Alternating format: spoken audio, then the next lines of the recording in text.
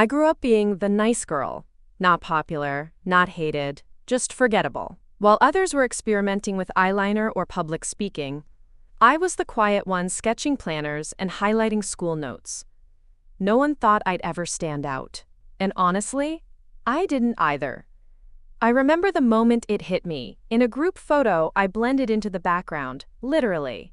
I had no idea how to pose, dress, or even carry myself. I always thought, maybe one day someone will teach me how to glow. Spoiler, no one did. A girl my age walked in. Hair slicked back, tote bag, laptop out in 2 seconds. She didn't say a word, but the entire cafe noticed her. That's when I realized she was that girl. Not just because of how she looked, but how she moved. Like, she belonged. I wanted that. I didn't try to copy anyone. I just got curious. What makes someone magnetic? It wasn't the outfits or followers. It was clarity, structure, energy. So I made a list. Learn how to carry myself. Understand skincare. Build discipline. Create a routine. Not to impress anyone, but to finally feel like me. I made a smoothie, journaled for 10 minutes, and went for a walk before school. Nothing glamorous, but I felt weirdly capable. That evening, I cleaned my room, did my nails, picked out an outfit. No one noticed the next day, but I noticed me. Friends were surprised. Since when do you care about how you look? You've changed. You're acting different. I wasn't mad, I just nodded, because I was changing for the first time intentionally. 3 months in, I was in an elevator with a stranger. She looked me up and down and said, "You look like someone who has it together." I almost laughed, but said thank you, because that's exactly what I was working on. I made a digital vision board. Not just cute photos, but a life. Scenes of me studying in cafes, traveling alone, creating content, reading at night. I started living that board in real life.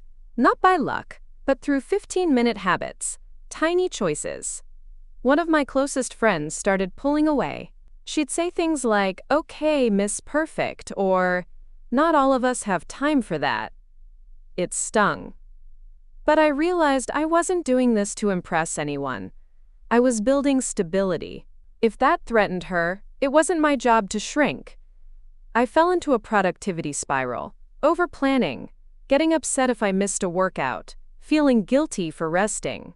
I had to learn. Being that girl isn't about being robotic, it's about being self-respecting. I deleted half my apps and went on a weekend reset. Best decision ever. I used to let others lead. This time I took charge, calmly, clearly. Assigned tasks, followed up, even spoke during the presentation. Afterward, someone told me, "I didn't know you were that organized." I just smiled. I knew. I started saying no without guilt. I wore what made me feel strong. I signed up for workshops, bought flowers for myself, and lit candles while editing videos. I stopped waiting for permission to enjoy my life. A younger student messaged me on Instagram, "How did you become so confident?" I nearly cried. Not because I had all the answers, but because someone saw what I worked so hard to build. I offered to help her make her own vision board. She did. People love to assume it's effortless. But I remember the awkward first steps, the deleted drafts, the Sunday resets, the anxiety before posting a video. There was no luck, just intention. And consistent. Here's the truth. You don't need to wait for a new year, a breakup, or a perfect routine to change. You just need a starting point.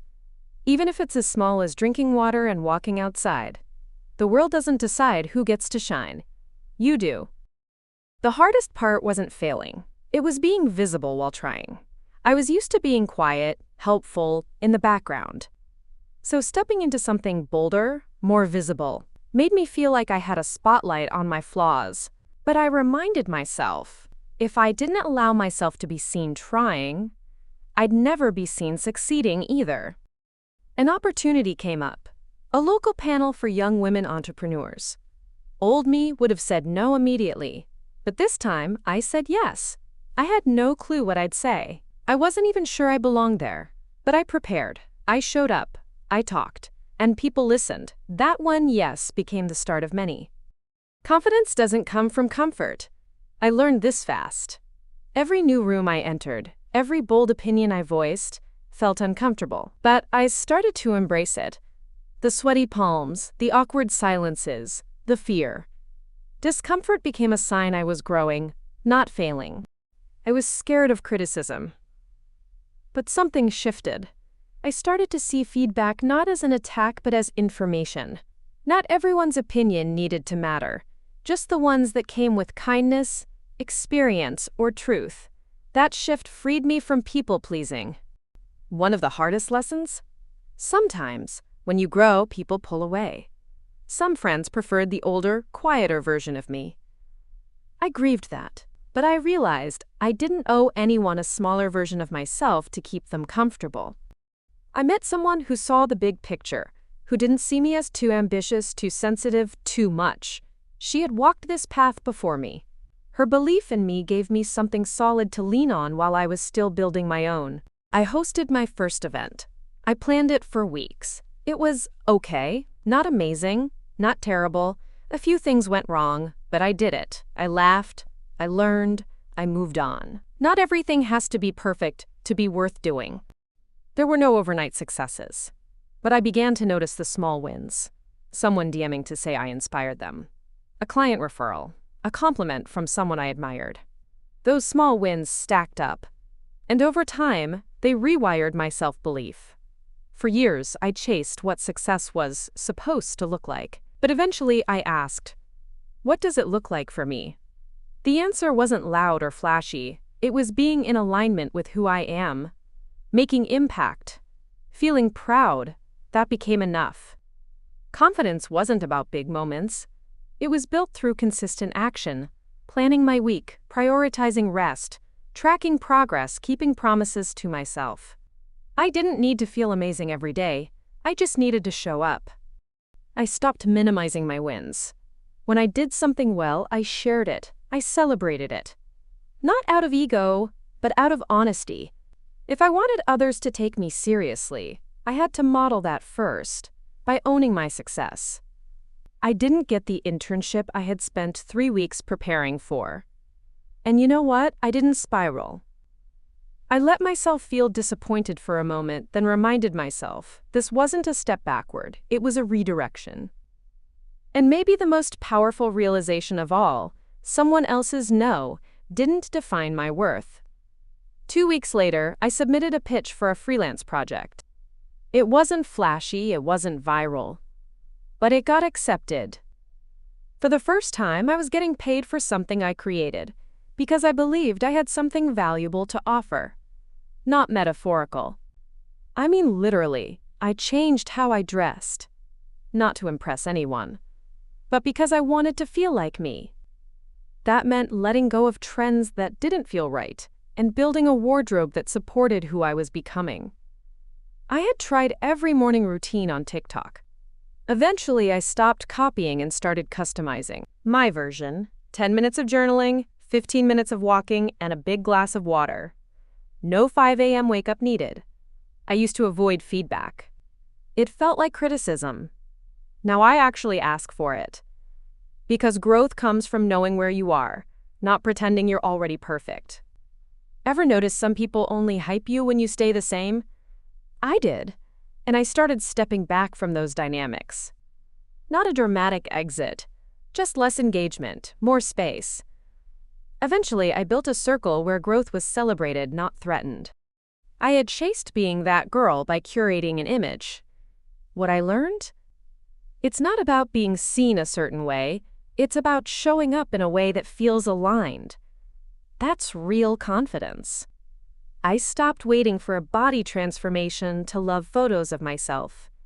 Now I take pictures to celebrate who I am, not punish who I'm not. Turns out, confidence isn't size-specific. In meetings, in conversations, in creative rooms, I used to preface everything with "sorry" or "just an idea." Now, I speak when I have something to say. Simple, direct, unapologetic. I used to wait until everything was ready. The idea, the plan, the outfit, the version of me I thought people would like. Now?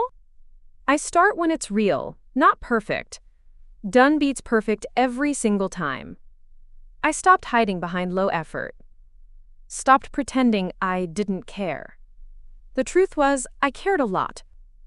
And when I finally let myself try fully, I got results I didn't know I was capable of. Most of the limits I faced weren't external. They were stories I told myself. You're not smart enough. You're too emotional. You're not her. I stopped waiting for the right time, but when I challenged them, everything changed. Spoiler, it never comes. There's always something, a reason to wait. I learned to move anyway. Now, I create my own momentum, and the right time usually meets me halfway.